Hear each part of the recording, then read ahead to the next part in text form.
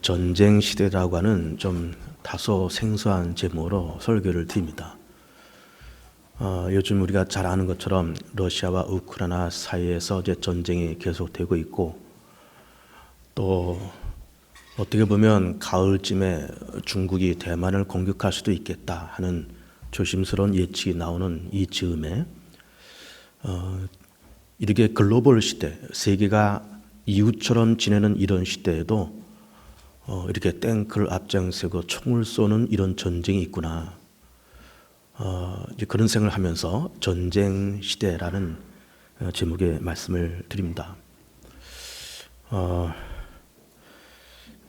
성경에서는 이제 전쟁에 대해서 어느 정도의 묘사가 되어 있는가 하면은 전쟁이라는 단어 자체가 우선은 수백 개가 등장을 합니다. 그리고 또 우리가 오늘 본문을 보는 것처럼 전쟁은 여호와께 속한 것이니 또 여호와의 구원은 칼과 창에 있는 것이 아니다. 혹은 또 만군의 하나님, 이런 말씀을 이제 하고 있으면서 성경도 전쟁에 대해서 굉장히 관심이 있으시다 하는 것을 볼 수가 있어요. 오늘 이제 우리가 본문으로 선택한 이 본문은 사실 우리가 잘 알고 있는 이 다윗과 골리앗의 싸움 속에 나온 그런 성경 구절입니다. 대략 주전 1000년쯤 된다고 보는 것이고, 이스라엘 나라와 블레셋 나라와 전쟁이 벌어졌습니다.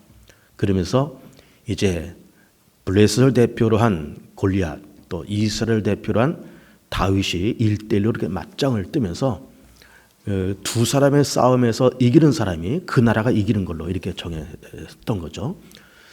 이 키가 거의 3m 가까이 되는 골리앗, 그리고 군대에 아직 징집되기 전 나이인 아직은 소년인 이 다윗이 나서서 1대1로 싸우는 거예요. 골리앗은 중무장을 했습니다. 다윗은 어린 소년이기 때문에 중무장도 물론 안 했지만 돌멩이 5개를 들고, 그리고 그 골리앗 앞에 서서 외친 그 이야기가 이 본문인 겁니다. 너는 칼과 창과 단창으로 오거니와 나는 내가 모독하는 만군의 하나님 여호와의 이름으로 가노라.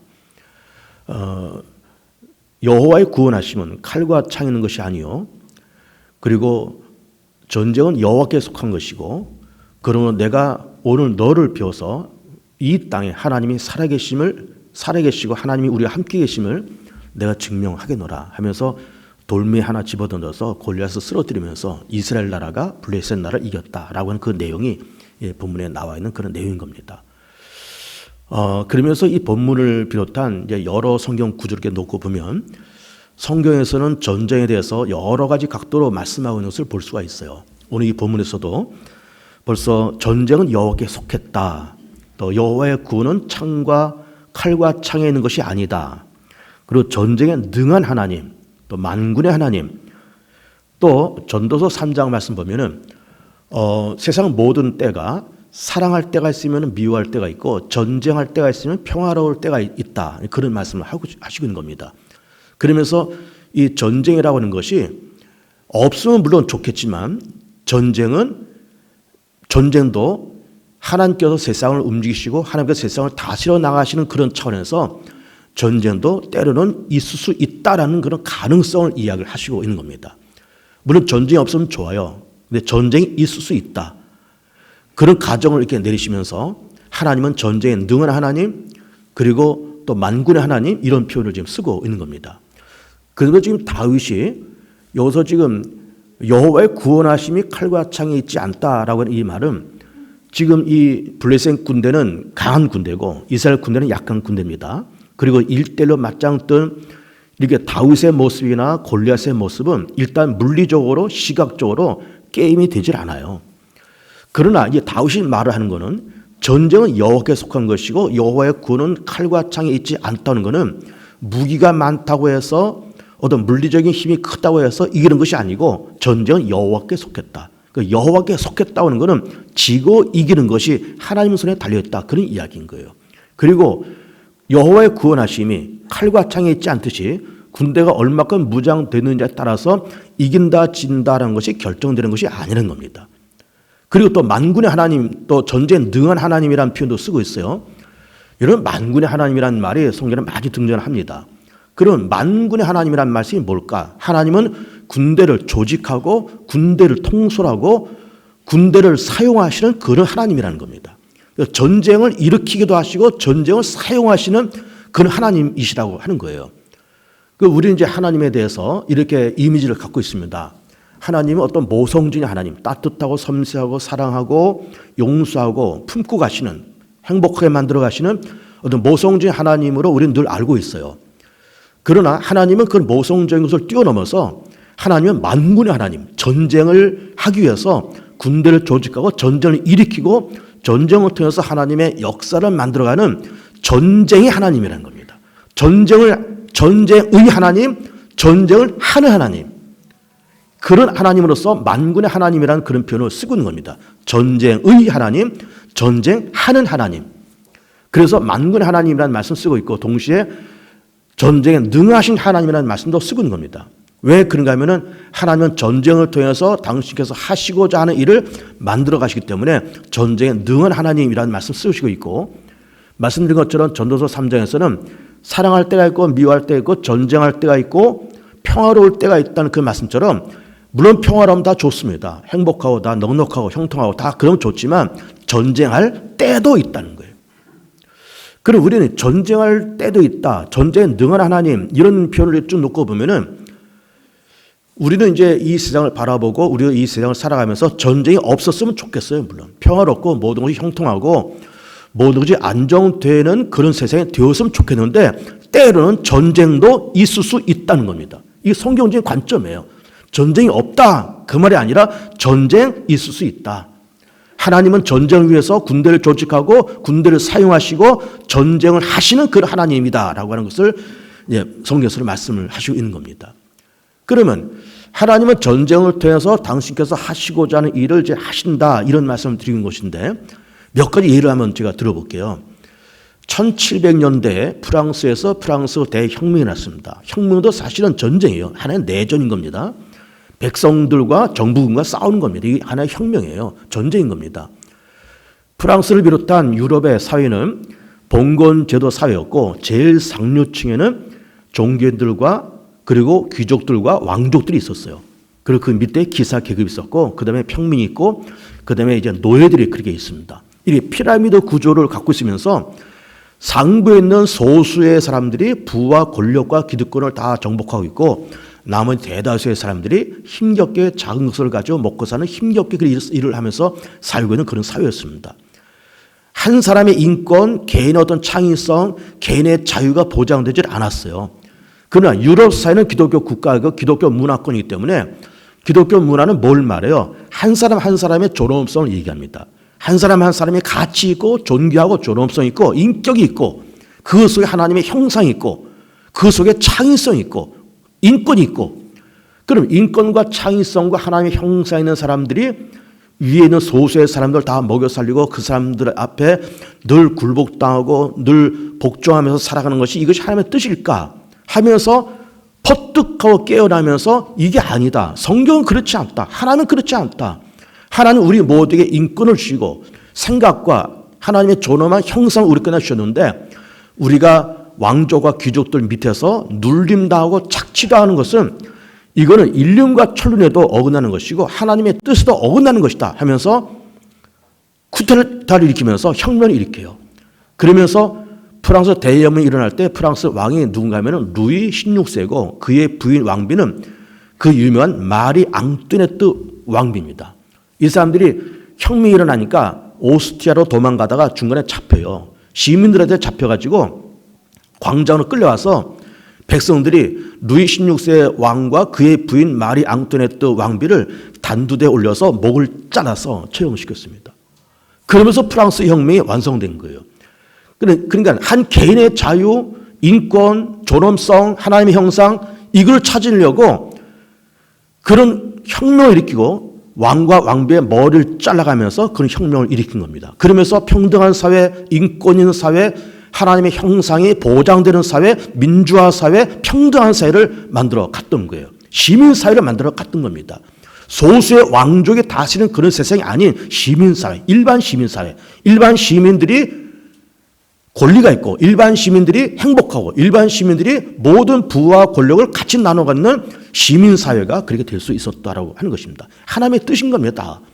그러니까는 프랑스 혁명도 물론 이렇게 이렇게 루이 16세를 이렇게 처형했다, 마리 앙뚜아네트 그 왕비를 처형했다 해서 이렇게 프랑스가 이렇게 혁명이 완성이 됐다라고 우리는 그렇게 알고 있지만은 그 이면 깊숙이 들여다보면은 그 속에 하나님의 신비로운 뜻과 계획이 그 속에 숨어 있다는 것을 우리는 발견을 해 볼 수가 있는 겁니다.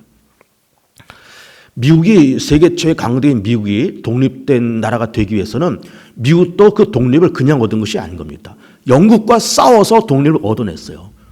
미국이라는 나라가 영국에서 이민 온 사람들이 미국 국민들 아닙니까? 그러면서 자기들 조국이고 자기들 모국인 영국과 한판 붙어서 그 전쟁에서 이기고 독립을 얻어낸 거예요. 저절로 그렇게 된 것이 아닌 겁니다. 그러니까 하나님은 이 세상을 움직여 나가실 때 때로는 전쟁을 도구로 삼아서 하나님의 뜻을 만들어 가고 계세요. 물론 늘 그렇게 하는 건 아닙니다. 늘 전쟁과 사람을 죽이고 그렇게 해서 하나님께서 그런 것을 만들어 가신 건 아니지만 필요할 때는 하나님께서 전쟁도 만들어 가시고 있다는 것을 우리가 볼 수가 있는 거예요. 미국 독립전쟁이 그렇습니다. 노예들이 해방됐습니다. 우리가 잘 알고 있는 미국의 링컨 대통령이 노예들에게 해방을 줬습니다. 그 노예 해방도 하나님의 뜻 아니에요? 근데 그 노예 해방이 그냥 됐습니까? 그렇지 않아요. 미국의 내전이 일어나서 전쟁을 통해서 노예 해방이 일어났습니다. 북군과 남군이 전쟁하면서 결국 북군이 승리했죠. 그 북군들 양키라 그러는데 그 양키들이 승리하면서 노예 해방이 이루어진 겁니다. 그러니까 미국이 독립했다, 프랑스 혁명하면서 자유와 평등한 세상이 된다, 노예들이 해방돼야 된다라고 하는 것이 하나님의 뜻인데 그 뜻이 이루어지기까지 전쟁이라는 그 수단이 동원되었다라고 하는 것이죠. 여러분 우리 대한민국도 과거 20세기 때 1910년도서부터 일제강점기가 시작되어서 45년대 우리가 해방을 했어요. 그러면 해방을 해서 정말 꿈에도 그리던 해방을 받았습니다. 근데 그 해방이 그냥 주어진 거예요? 아니에요. 전쟁을 통해서 얻어진 겁니다. 일본이 핵폭탄 2발 얻어맞고 반짝 손들고 항복하면서 태평양 전쟁과 2차 세계대전이 끝나고 우리가 독립을 한 거예요.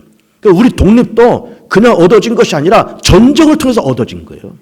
전쟁을 통해서. 미국의 독립도 그렇고 노예 해방도 그렇고 개인의 인권과 자유와 평등은 이런 사상도 전쟁을 통해서 피 흘리는 아픔을 통해서 얻어진 값비싼 그런 대가라고 하는 겁니다. 우리나라는 우리가 자타와 공인하듯이 민주화와 경제발전이라는 두 마리 토끼를 다 잡은 나라로 그렇게 우리는 다 알고 있고 세계가 다 그렇게 인정하고 있습니다. 우리는 지금 민주주의 사회에 살고 있습니다. 너무나도 자유스러운 그런 세상에 살고 있죠. 얼마 전에 대통령은 우리 손으로 뽑았어요. 요즘 정부를 비판하고 어느 당을 비판한다고 누가 잡아가는 세상입니까? 집회, 결사의 자유, 표현의 자유 다 있습니다.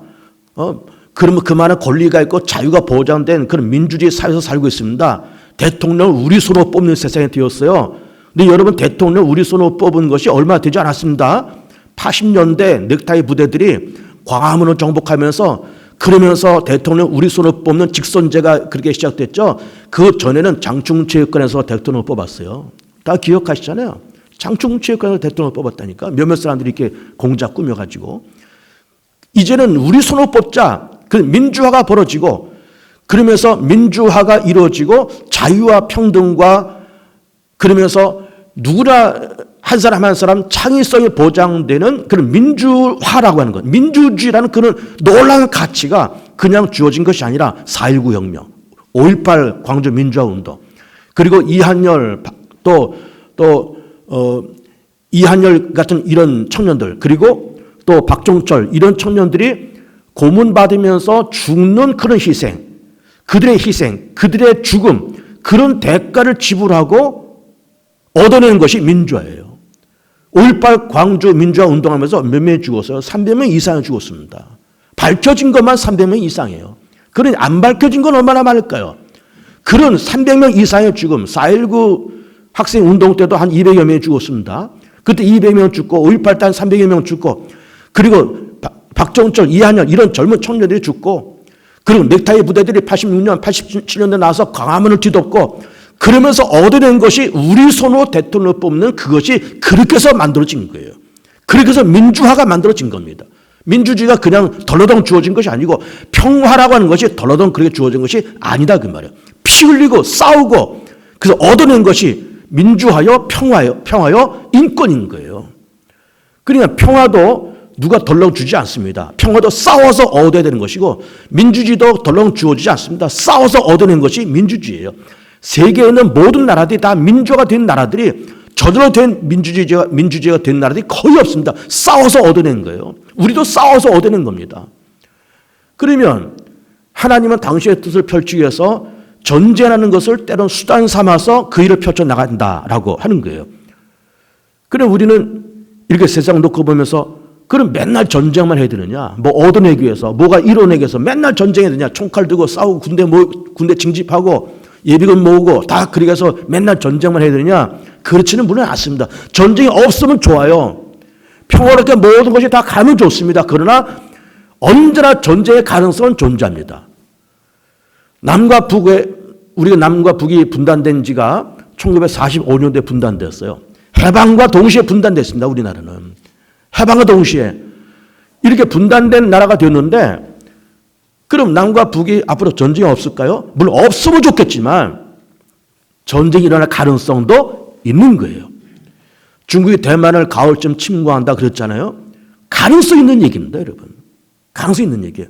중국이 어느 날 항공모함을 서해 바다에다 띄워놓고 대한민국을 쳐들어온다. 가능성 있는 얘기예요. 북한이 미사일과 핵을 남한을 향해서 쏜다. 가능성 있는 얘기예요, 여러분. 그 괜히 미사일 쏩니까? 괜히 핵실험하고 괜히 핵포탄 쏴요? 가능성 있는 얘기예요, 다. 안 하니까 그러는 거지 가능성은 항상 있어요.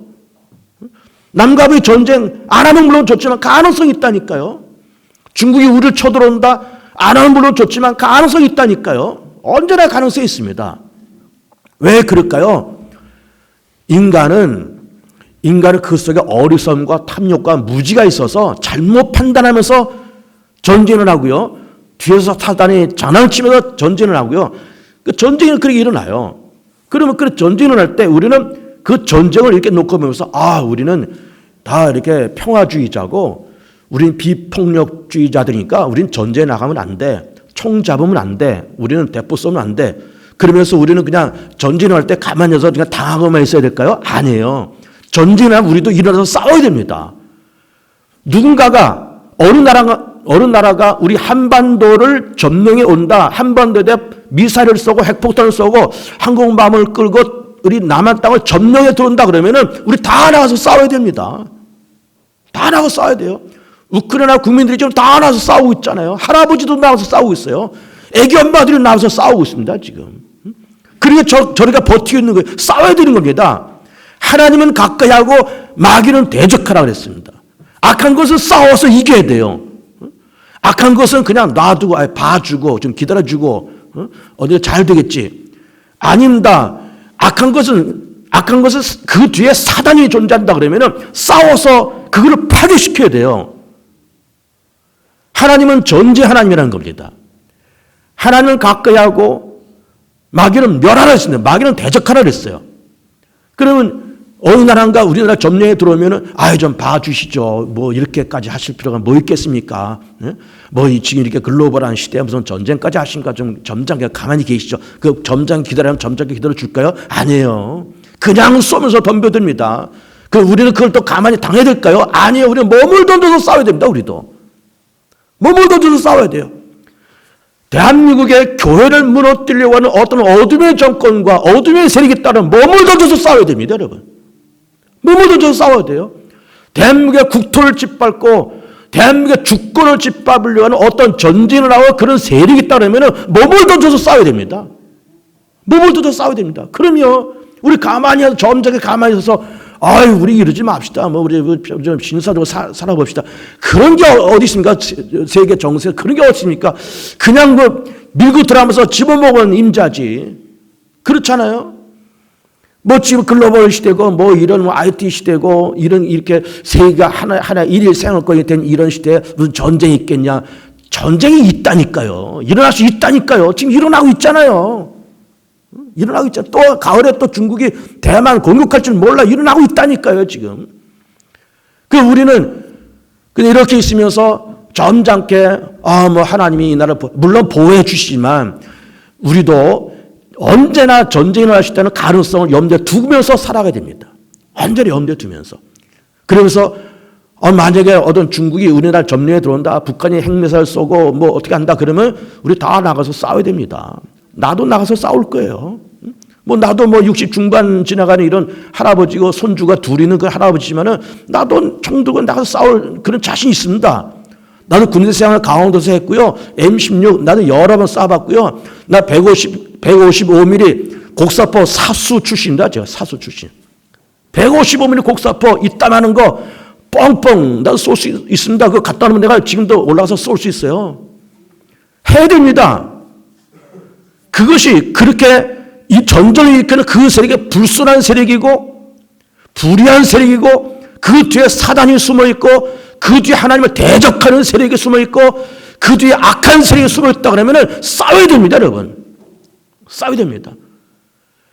여호와를 대적하는 자는 산산이 부순다 말씀하셨고 그러면서 기독교를 무너뜨리고 교회를 무너뜨리는 어떤 어둠의 세력 싸워서 이겨야 됩니다. 대한민국을 집어먹으려는 어떤 어둠의 세력이 있다면 나가서 싸워서 이겨야 돼요. 이겨야 됩니다. 싸워야 됩니다. 전쟁은 언제나 날 수 있는 겁니다. 우리는 준비를 해야 돼요. 우리 이렇게 점잖게, 우리 잘 지내봅시다. 우리 싸우지 말고 잘 지내봅시다.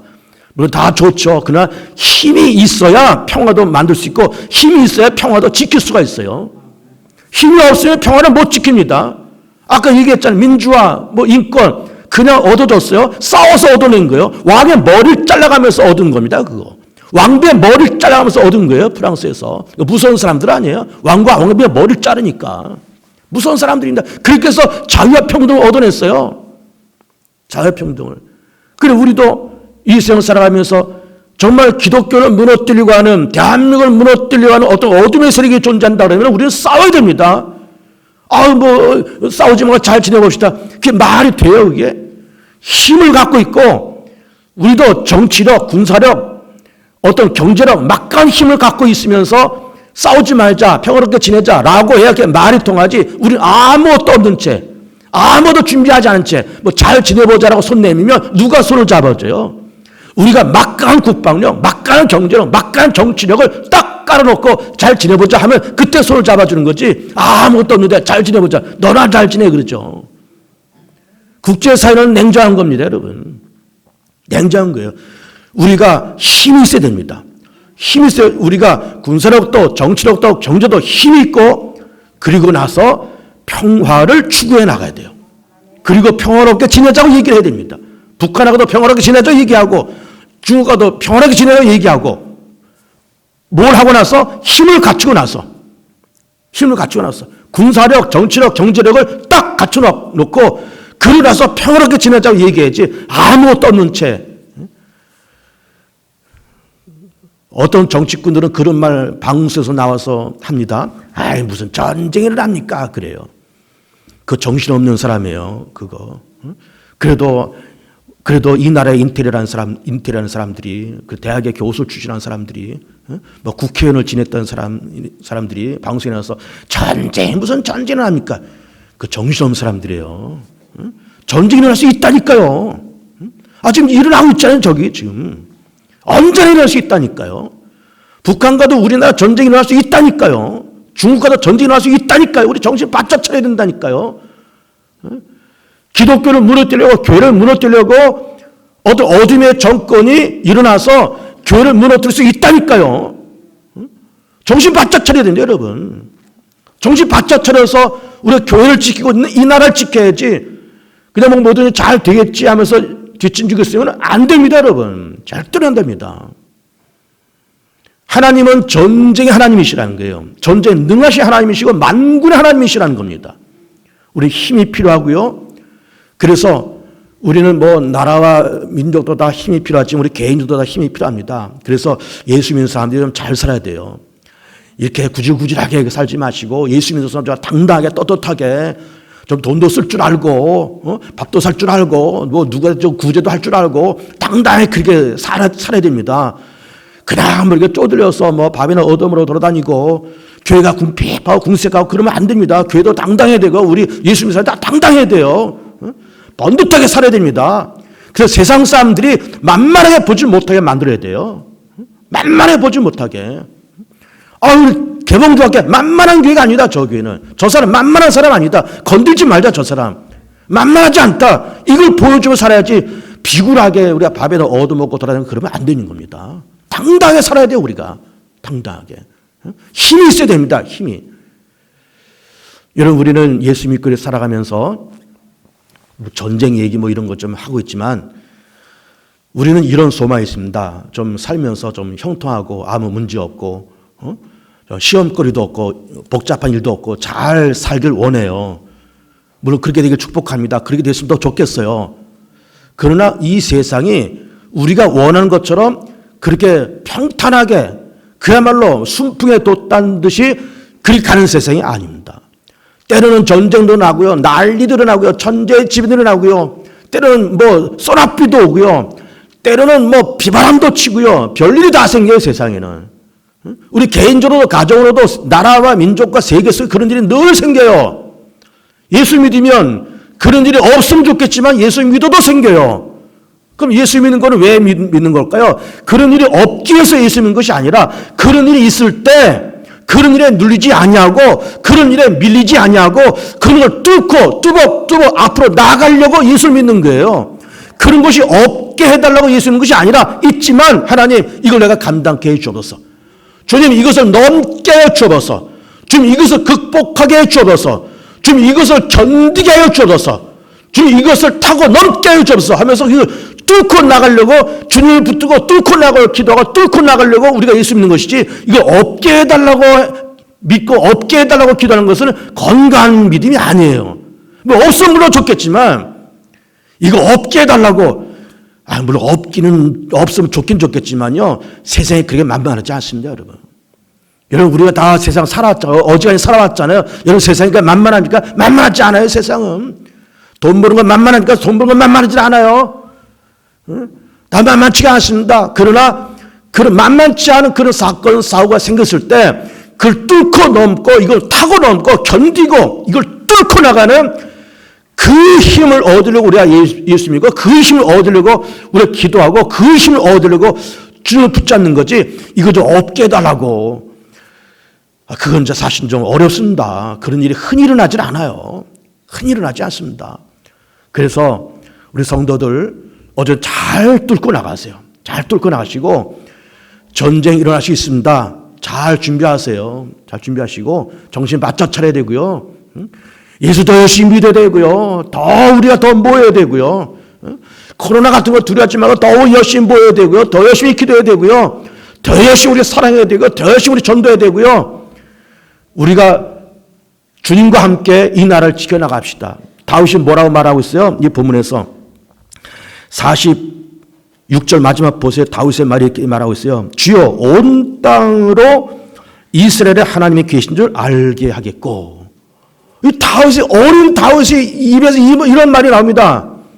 군대 징집되기 직전이에요. 그러니까는 기껏 해봐야 17, 18살 고물이에요.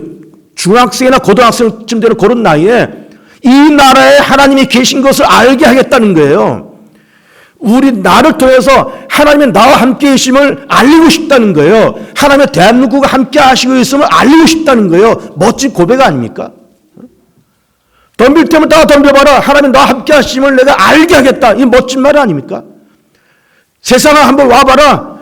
환난 풍파 와봐라. 비바람 다 와봐라. 전쟁도 일어나봐라. 내가 다 뚫고 나가리라. 하나님 우리 함께 하심을 내가 알게 하리라. 멋진 고백 아니 이것이 10몇 살짜리 다윗의 입에서 나온 말이에요. 놀랍잖아요. 10몇 살짜리 다윗의 입에서. 싹이 다릅니다 여러분. 싹이 달라요. 그래서 전쟁 시대에 우리가 살고 있습니다. 전쟁이 물론 없으면 물론 좋겠습니다. 그러나 일어날 수 있다라는 가정을 깔아놓으시고 정신 바짝 차리시고 그리고 영적으로 무장하고 또 우리나라는 국방력 또 경제로 또 막강하게 준비해 나가고 그러면서 우리는 주고 베풀고 나눌 수 있는 넉넉한 위치에 서 있으면서 야, 저 대한민국은 만만하게 볼 나라가 아니고 개봉주학교 만만하게 볼 교회가 아니고 저 사람 개봉주학교 아무개 집사 저 사람 만만하게 볼 사람이 아니야. 이거를 보일 수 있는 이런 믿음이 진짜 믿음인 겁니다. 진짜 믿음. 그래서 넉넉하게 세상을 승리하며 나가는 복된 교우들이 다 되시기를 축복합니다. 기도합니다. 영광과 존귀